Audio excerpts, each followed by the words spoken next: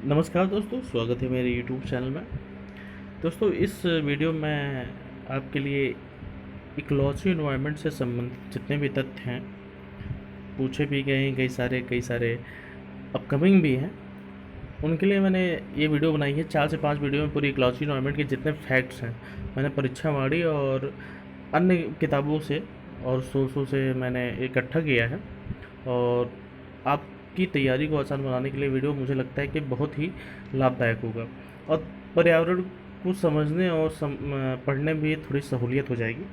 तो इसके लिए वीडियो एक दो बार आप रिवाइज कर लेंगे तो तथ्यों से संबंधित जितनी भी परेशानियां हैं आपकी रटने वाली, वो मुझे लगता है कि सहज हो जाएंगे। तो शुरू करते हैं दोस्तों वीडियो। दोस्तों, पहले समझ लेते हैं कि इसकी परिभाषा उचित क्या हो सकती थी पर्यावरण की। तो पर्यावरण संरक्षण अधिनियम 1986 के अनुसार किसी जीव के चारों तरफ घिरे भौतिक व जैविक दशाएं तथा उनके साथ अंतरक्रिया को सम्मिलित करता है। जैसा कि पर्यावरण संरक्षण अधिनियम 1986 में ये परिभाषा दी गई कि पर्यावरण किसी भी जीव के चारों ओर तरफ घिरे भौतिक और जैविक दशाएं जितनी भी हैं उनके साथ अंतरक्रिया को सम्मिलित करता है। कि मनुष्य, मान लीजिए मनुष्य प्राणी है, मनुष्य एक प्राणी है, वो अपना प्रभाव या उसका, मनुष्य किसी वनस्पति का या किसी ऐसी चीज़ जो सजीव या निर्जीव दोनों प्रकार की है, उसका प्रभाव मनुष्य पर क्या पड़ता है या मनुष्य उस पर क्या प्रभाव डालता है, ये जो अंतरक्रिया है इसको पर्यावरण के अंदर हम सम्मिलित करेंगे। ठीक है दोस्तों। फिर दूसरी चीज़ है कि पर्यावरण के संगठक कितने होते हैं। पर्यावरण के जो संगठक हैं, जैसा कि दिख रहा है, अजैविक या भौतिक इसको कहते हैं, पहला जो संगठक है। दूसरा जैविक संगठक है और तीसरा ऊर्जा संगठक। ठीक। अजैविक संगठक के अंतर्गत हम 3 चीज़ सम्मिलित करेंगे: जलमंडल, स्थल मंडल और वायुमंडल। ठीक। और जैविक के अंतर्गत हम वनस्पति पर्यावरण, जंतु पर्यावरण और सूक्ष्म जीव को सम्मिलित करेंगे। ये थोड़ा सा इम्पोर्टेंट हो सकता है कि एग्ज़ाम में आपसे इस तरह की चीज़ें पूछ सकता है, लेकिन फ़िलहाल चांसेस कम होते हैं, फिर भी एक बार देख लिया जाए तो अच्छा ही होगा। और ऊर्जा संगठक के अंतर्गत 2 चीज़ें, सौर ऊर्जा और भूतापीय ऊर्जा, ये पर्यावरण के संगठक हैं। देखिए दोस्तों, ये वीडियो में कॉन्सेप्ट क्लियर नहीं कर रहा हूँ, इसमें जितने तथ्य हैं उसके बारे में बता रहा हूँ। थोड़ा सा आपको ये आपको दिमाग में रखना है या माइंड सेटअप करना है कि ये मैं कॉन्सेप्ट नहीं समझा रहा हूँ, आपको यहाँ सारी चीज़ें रटनी है। ठीक है। मैं उस तथ्यों को तमाम सोर्सों से खोज कर इस वीडियो में ला दिया हूँ, जिससे आपको कोई दिक्कत ना हो। तो देखिए दोस्तों, हम क्रम से स्टार्ट करेंगे। थोड़ा सा क्रम इसमें गड़बड़ हो चुका था। सबसे पहले क्या हुआ था कि इंदिरा गांधी द्वारा 1972 में वन्य जीव संरक्षण अधिनियम 1972 को प्रारंभ किया गया था। ठीक। उसके बाद क्या हुआ, जब राजीव गांधी का कार्यकाल आया, जब राजीव गांधी प्रधानमंत्री बने, उन्होंने क्या किया कि राजीव गांधी के नेतृत्व में पर्यावरण व वन मंत्रालय का सृजन 17 सितंबर 1985 को किया गया। ये पूछ सकता है कि पर्यावरण वन मंत्रालय का पहली बार सृजन कब किया गया था। ठीक है। और किसके कार्यकाल में? तो राजीव गांधी के कार्यकाल में और राजीव गांधी के नेतृत्व में ही पर्यावरण व वन मंत्रालय का जो सृजन है 17 सितंबर 1985 को किया गया था। फिर राजीव गांधी के कार्यकाल में गंगा कार्य योजना की शुरुआत हुई 1985 में ही। ठीक है। ये कई बार पूछा भी गया है, अभी तक पीसीएस में शायद नहीं आया है, बाकी अदर स्टेट के एग्ज़ाम में ये पूछा जा चुका है। फिर इसी प्रक्रिया हम क्रम अनुसार चलेंगे। प्रथम बार चौथी पंचवर्षीय योजना में पर्यावरण को विकास के साथ जोड़ा गया। ठीक है, पहली बार। फिर देखिए दोस्तों, फिर एनजीटी की शुरुआत हुई, जिसे नेशनल ग्रीन ट्रिब्यूनल कहते हैं, जो पर्यावरण से संबंधित जितने भी विवाद होते हैं, यहाँ जितनी भी चीज़ें होती हैं उस पर कार्रवाई करने के लिए एनजीटी का जो गठन हुआ था वो 2010 में हुआ था। इसका जो मुख्यालय वो दिल्ली है और बाकी इसके क्षेत्रीय कार्यालय भिन्न प्रांतों में अवस्थित है। अब देखिए दोस्तों, जो अगला फैक्ट है कि ओजोन क्षरण आपको पता है कि ये कार्बन इमिशन से ओजोन क्षरण होता है, जिसमें कार्बन डाइऑक्साइड, कई ग्रीन हाउस गैसेस हैं, जैसे मीथेन हो गया, कई सारी चीज़ें हैं, उसको मैं बाद में बताऊंगा कौन कौन से ग्रीन हाउस गैसेस हैं जिससे ओजोन क्षरण होता है, या फिर क्लोरोफ्लोरोकार्बन जो फ्रीज या रेफ्रिजरेटर या एसी द्वारा निःसृत होता है। ओजोन क्षरण का जो सर्वप्रथम जो पता लगाया था जोसेफ फॉरमोन 1985 में, जो इंग्लैंड के थे, उन्होंने लगाया था। ठीक है, ओजोन क्षरण का सर्वप्रथम पता जोसेफ फॉरमैन नामक व्यक्ति, जो 1985 में लगाया था, जो इंग्लैंड के निवासी थे। फिर अब ये चीज़ थोड़ा सा आप यहाँ पे गौर कीजिएगा, थोड़ा सा मैं इस पर स्पष्ट तरीके से नहीं लिख पाया हूँ, लेकिन फिर भी मैं आपको समझा दूंगा कि पहली तो घटना जो परमाणु रिएक्टर की घटी थी, पहली घटना जो थी 28 मार्च 1979 में 3 माइल्ड आइलैंड, जो यूएसए में अवस्थित है, पहली बार यहाँ परमाणु रिसाव की घटना घटी थी 28 मार्च 1979 में 3 माइल्ड आइलैंड यूएसए। ये अभी तक पूछा नहीं गया, लेकिन अपकमिंग में इसको रख सकते हैं।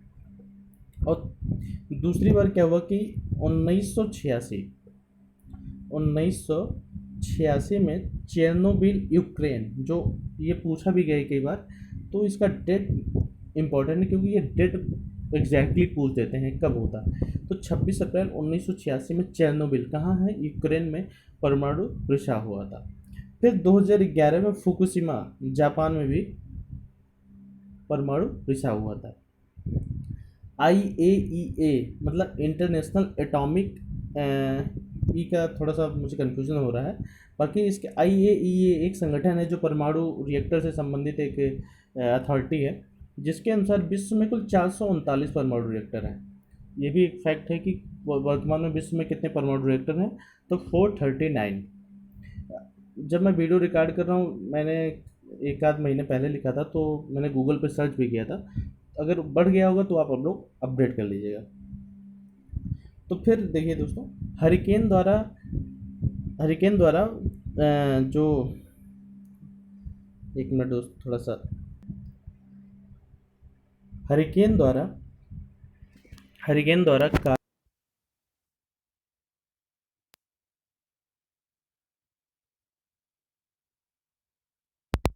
तो जिसको आप चक्रवात जो प्रशांत महासागर में वगैरह आता है, इसके इसके द्वारा जो क्षति होती है, उसको जो मापा जाता है, और साफिर सिम्पसन का प्रयोग किया जाता है। देखिए, अब ओजोन रिक्तता, जिसको ओजोन क्षरण भी कहते हैं, ओजोन में घटाव भी कहते हैं, ओजोन रिक्तता से जो समस्याएं उत्पन्न होती है, उच्चारण में कैंसर में वृद्धि होती है, मानव शरीर में प्रतिरक्षण क्षमता में ह्रास हो रहा है, प्रकाश संश्लेषण में कमी हो जाती है, और जल ग्रहण क्षमता में कमी हो जाती है, और फसलोत्पादन में कमी हो जाती है। तो ये पूछ सकता है आपसे कोर्ट में कि ओजोन रिक्तता या ओजोन क्षरण का प्रभाव क्या होता है पृथ्वी पर। तो पहला, चर्म कैंसर में वृद्धि, मानव शरीर में प्रतिरक्षण क्षमता में ह्रास, प्रकाश संश्लेषण में कमी, जल ग्रहण क्षमता में कमी, फसलोत्पादन में कमी। अब पर्यावरण संबंधी कई सारी अवधारणाएं हैं, जिन्होंने विभिन्न विद्वानों ने विभिन्न विभिन्न कॉन्सेप्ट से, विभिन्न सिद्धांतों द्वारा उसको परिभाषित भी किया है। तो पहला, इसी श्रृंखला में पहला जो अवधारणा आती है नियतिवाद की। नियतिवाद का कहना है कि मानव को पर्यावरण का एक ही तत्व मानता है। नियतिवाद में हमबोल्ट, कार्ल लिटर और रेडजेल नामक इतने विचारक थे। ये एक दार्शनिक थ्योरी आप कह सकते हैं कि इन्होंने अपना प्रिंसिपल दिया था, इन तीनों लोगों ने मिलकर नियतिवाद के समर्थक थे। और नियतिवाद कहता है कि मानव जो है पर्यावरण का एक हिस्सा है, मतलब मानव को पर्यावरण का एक तत्व मानता है नियतिवाद।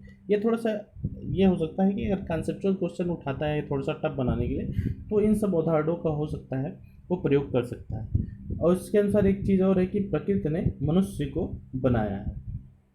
ठीक है, फिर इसी श्रृंखला में दूसरे जो कॉन्सेप्ट आती है, दूसरी अवधारणा जो आती है, वो संभववादी अवधारणा आती है, जिसमें विडाल, डिला, ब्लास, ब्रून, इसाबोमेन, एल्फ्रेबर, डिमांजिया, ये सब इतने विचारक थे। इन्होंने संभववादी अवधारणा का प्रतिपादन किया। इनके अनुसार क्या है कि मानव पर्यावरण का एक सक्रिय तत्व है जो प्रकृति पर विजय प्राप्त कर चुका है।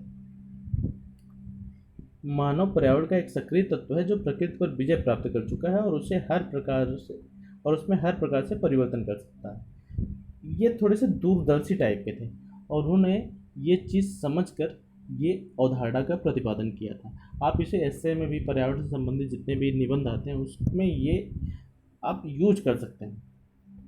फिर नवनियतिवाद। नवनियतिवाद के जो समर्थक थे वो ग्रिफिथ, टेलर, OHK स्पेट। देखिए यहाँ विचारकों का नाम आपसे एग्जाम में नहीं पूछा जाएगा, फिर भी एक जानकारी के अनुसार आप इसका स्मरण रख सकते हैं। दूसरी चीज़ है कि इसमें कहा गया कि प्रकृति की एक पक्षी दोहन की आलोचना की। नवनीतिवाद ने प्रकृति की एक पक्षी दोहन की आलोचना की और इसने रुको और जाओ नीति का समर्थन या प्रतिपादन दोनों किए। ठीक है, नवनीतिवाद ने रुको और जाओ की नीति, स्टॉप एंड गो की पॉलिसी इसने लाई। सतत विकास, जो अस्थायी विकास या सस्टेनेबल डेवलपमेंट का जो अवधारणा जहाँ से प्रतिपादित हुआ वो नवनीतिवाद से प्रतिपादित हुआ। ये थोड़ा सा इम्पोर्टेंट आपके लिए हो सकता है कि सतत विकास या अस्थायी विकास किस अवधारणा से प्रतिपादित किया गया है, तो वो नवनीतिवाद। इसके समर्थक ग्रिफिथ, टेलर और OHK स्पेट हैं। ठीक है, फिर नेक्स्ट आता है कृतिवाद। ये इंपॉर्टेंट नहीं है। इसने कहा कि मानव पर्यावरण को सहनीय स्थिति तक परिवर्तित कर सकता है। फिर मानक की दृष्टिकोण आता है। इसने एक मानक कहा कि एक मानक बनाइए जो मानव और पर्यावरण के बीच काम करे, कि मानव बहुत ज़्यादा पर्यावरण को दूषित न कर पाए, तो एक मानक की दृष्टिकोण। इसके वैज्ञानिकों के बारे में या दार्शनिकों के बारे में बहुत पता नहीं चल पाया है।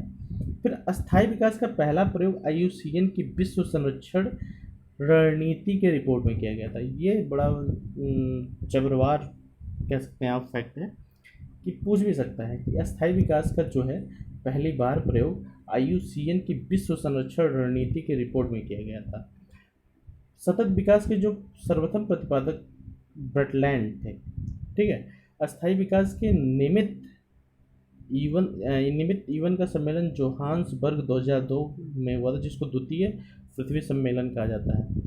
अब धारणीय विकास के 5 क्षेत्र हैं। धारणीय विकास या इसको सतत विकास, कुछ सस्टेनेबल डेवलपमेंट, इसकी इंग्लिश है, एक याद कर लीजिएगा। सतत विकास और धारणीय विकास के जो 5 क्षेत्र हैं, जल, ऊर्जा, स्वास्थ्य, कृषि, जैव विविधता, ये पूछा है कई बार कि धारणीय विकास या सतत विकास के कितने क्षेत्र हैं, तो 5। और ये याद कर लीजिएगा, जल, ऊर्जा, स्वास्थ्य, कृषि और जैव विविधता। भारत में गैर परंपरागत ऊर्जा स्रोत विभाग की स्थापना कब हुई? वो 1982 में। भारत में गैर परंपरागत ऊर्जा स्रोत विभाग की स्थापना 1982 में। पर्यावरण सुरक्षा अधिनियम को छाता विधान कहा जाता है। ठीक है, ये पूछा भी गया कि छाता विधान किसको कहा जाता है, तो छाता विधान पर्यावरण सुरक्षा अधिनियम को कहा जाता है। फिर अगला जो है, भारतीय नवीकरण ऊर्जा विकास प्राधिकरण की स्थापना 1987 में की गई थी। ये भी इम्पोर्टेंट है, ये भी एक बार पूछ चुका है। फिर एक UPPCS 2016 में मुझे लगता है एक क्वेश्चन पूछा था कि मेंस मैंने दिया था 16 में, तो ये क्वेश्चन आया था कि रियो +5 या पृथ्वी सम्मेलन +5 कब हुआ था? वो 23 से 27 जून 1997 न्यूयॉर्क में हुआ था। फिर नीति आयोग और +UN संयुक्त राष्ट्र संघ द्वारा 5 वर्षीय सतत विकास फ्रेमवर्क की जो रूपरेखा है, उसकी जो समयावधि है वो 2018 से 2022 तक है। तो दोस्तों ये पहला चैप्टर था, बाकी अगला चैप्टर जैव विविधता संबंधित होगा, उसमें सारे फैक्ट मैं आपको दे दूँगा। देखिए ये मत समझिएगा कि ये मैंने आपके कॉन्सेप्ट, बस ये तथ्यों की जानकारी थी। जो चैप्टर्स आप पढ़ेंगे, अगर आप परीक्षा वाली पढ़ रहे हैं तो उसको आपको पूरा खंगालने की आवश्यकता नहीं है। ये सारे फैक्ट हैं, पूरा मैंने एक निचोड़ कर इसको हर एक चैप्टर से मैं इसमें ला रहा हूँ। तो दोस्तों अगर वीडियो पसंद आई तो वीडियो को लाइक करें। अगर आप मेरे चैनल पर पहली बार विजिट कर रहे हैं तो प्लीज़ चैनल को सब्सक्राइब कर लें। धन्यवाद दोस्तों।